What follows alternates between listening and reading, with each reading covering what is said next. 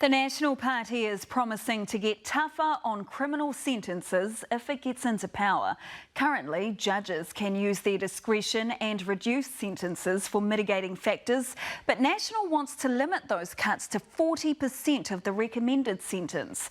It would also bring back a version of the 3 strikes law, and it would scrap cultural reports which review the offender's history and what may have led to their offending. That costs about $20 million over 4 years. They would instead funnel that money towards victims. As political reporter Amelia Wade explains, their plan is totally uncosted, but was received to rapturous applause at the party's national conference today. Who's that waiting for their celebrity CEO entrance? Why, it's Christopher Luxon, of course. National is coming back. Consider National's rank and file rallied. Labor will give you excuses. I'm telling you, National will give you results. Just one quick little excuse from Luxon today, though, after saying in a promo video he's loved the Crusaders since he was a wee lad. Why I love them? Because I loved them since I was a little boy. Even though the team didn't exist until he was 26. Anyone who comes from that part of the world knows exactly what we're talking about. The Crusaders, Canterbury Crusaders, Canterbury, they're all my team. And all these people are Luxon's team, who he's hoping will score a win at the election. Today's drive forward was a pitch to limit how much judges could reduce sentences for mitigating circumstances.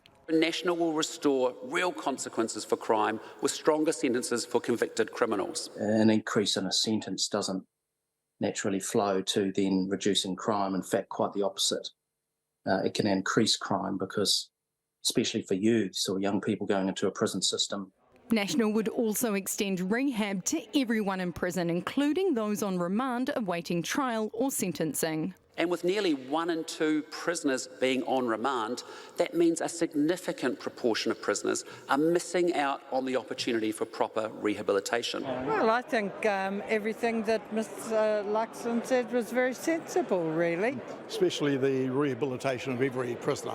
I think it will deter a wee bit of crime.